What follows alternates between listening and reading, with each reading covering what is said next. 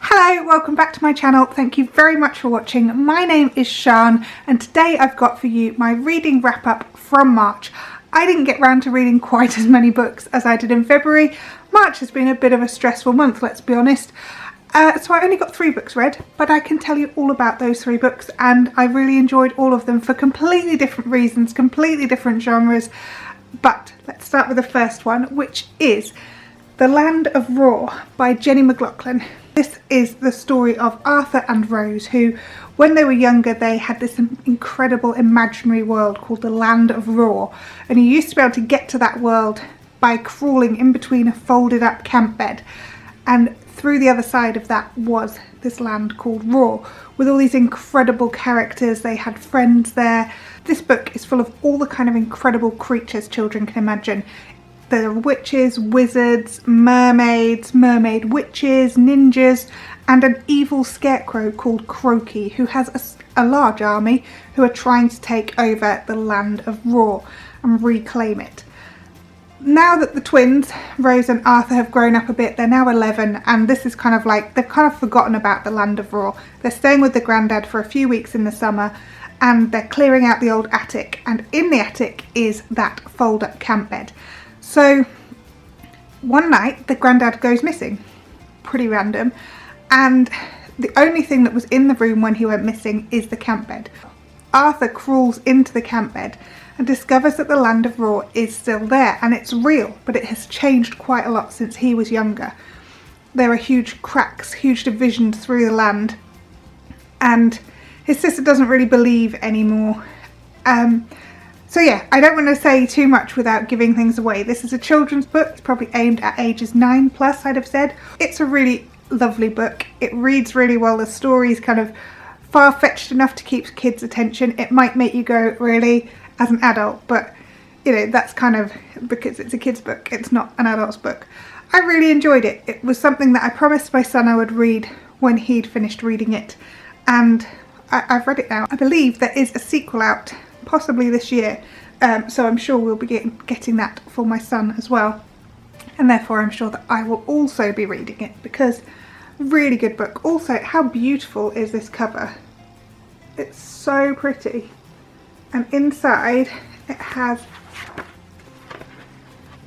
kind of fold out illustrations, a map of Roar and what Roar looks like, and again at the back it has another fold out part with gorgeous illustrations. It's beautifully illustrated. It's a really lovely book, illustrated by Ben Mantle, but I loved that book. The second book I read this month is Where the Crawdads Sing. I had to wait for a really long time for this from the library. There were 13 people ahead of me when I ordered it, so I had to wait for it to come in from everyone else finishing reading it. It was 100% worth the wait. This is the best book I have read so far this year. It follows the story. It's set in 1969. It's set in the 1960s in America, and it follows the story of this girl called the Marsh Girl. Her real name is Kaya, and she has been abandoned. It starts from the day her mum left, and she watches her mum walk away, and there's nothing that she can kind of do to stop her because she's too young, and one by one all her siblings leave home. Her kind of abusive alcoholic dad eventually leaves home too, leaving her home alone, living by herself in the middle of the marshes, in the middle of nowhere, with no one to kind of look after her. She is incredibly intelligent. She comes up with ways of getting money, and she goes and she gets money and she buys food and she's given clothes by people, but no one really looks out for her. And this whole community, apart from one guy, no one else really looks out for her, but she makes the most of the environment that she's in. She learns about all the nature, she learns about all the different flowers, all the different species of animal that live there, all the different things that will grow there. She learns what she can grow in her own garden. Kaya's loneliness seeps out of this book throughout, and her need to be loved by someone, because she's never had that, apart from when she was really tiny with her mum, which she just can't remember. She's never had that kind of affection, that kind of love or attention just from anyone. Even when her father was kind of living with her, she was staying out of his way because she didn't want him to hit her. She didn't want him to overreact or get angry.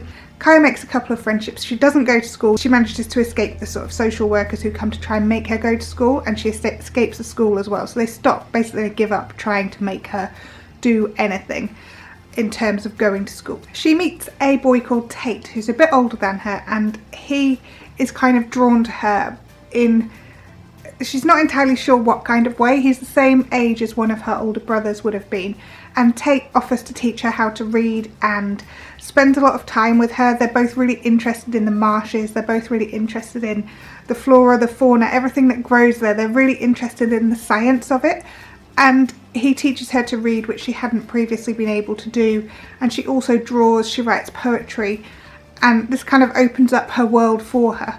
And then he goes to university and leaves and doesn't come back, and she meets somebody else, a boy called Chase, who is not as kind to her, not as intelligent. He doesn't appreciate her intelligence, and he's just not as nice a guy. And from there on in, I'm not going to give away any more because I don't want to give away too many spoilers, but this is the most beautiful narrative that I've read in a long time. You feel every emotion when you're reading this book. You just feel this utter despair and loneliness and this dark place that Kaya's in, and then suddenly this kind of, it's getting brighter, and it's just amazingly, incredibly written. I did not want to finish reading this, and because of coronavirus I still have the book, so I could actually read it again, but because of coronavirus I can't now get any books from the library. Sad times. So I'm reading through my to be read pile, which is incredibly large. Anyway, so that's by Delia Owens. Read it, it's amazing. I dare you not to enjoy it. The final book I read this month is an autobiography. It's not the kind of book I would normally read, but I got it for my husband either for Christmas or his birthday. It must have been Christmas. And that is Me by Elton John. And I like Elton John. Watched Rocket Man and thought, okay, this guy's had like a lot more issues than I realised. I think I was just that bit too young to be kind of, like, I remember the Tantrums and Tiaras TV documentary, but I don't really remember that much about Elton John, whereas my husband, who is a few years older than me, really loves Elton John, but also grew up very close to Elton John in a council estate. Very, very similar upbringings. Obviously Elton John's a little bit older than him, but very similar working class roots, working class backgrounds. And what struck me through reading this is just how proud Elton John is of his roots. It's not something he tries to kind of shy away from. It's not something that he tries to pretend he isn't. He's very openly and honestly a working class boy who has, yes, made an awful lot of money, but also gives an awful lot back.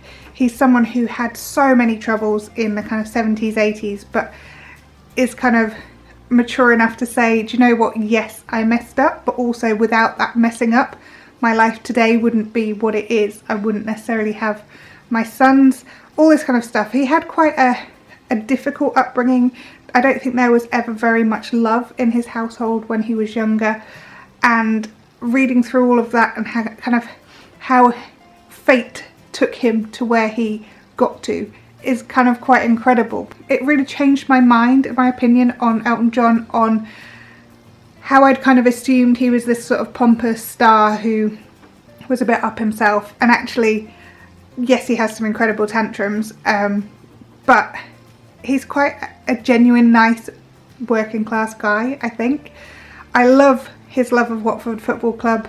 Obviously I don't support Watford, but I support Oxford, a similarly kind of rubbishy team. You know, I don't think they're rubbish, but other people would look at them and think they're rubbish. Why do you support them? And I love that his love of Watford, basically he says in his, saved his life at various points because he had to keep going because he was the chairman. So I just thought, actually, it's a really interesting look into his life, and in essence this book is then Rocket Man. But I really enjoyed reading it. It took me a long time to read it, but it is quite a big book. But I really enjoyed it, and it's got pictures in. Who doesn't love a book with pictures? So yeah, Me by Elton John is another one I would highly recommend. I gave it 4 stars on Goodreads. It's something that I enjoyed reading, and I probably would like dabble into reading again. and it's one that you could pick up and just read a random chapter and go, oh, didn't know that. So, Elton John, me. Those are the 3 books that I read this month. As I said, there is no way of me getting new books now unless I buy them, so I'm not buying them, but I've got a to be read pile, so I'm going to get through those, and hopefully there'll still be some books left somewhere. To be fair, I'm stood in front of tons of books, and I really could read a load of these, couldn't I? That would keep me going for years. Anyway, that's it. I will see you again soon. Alright, bye.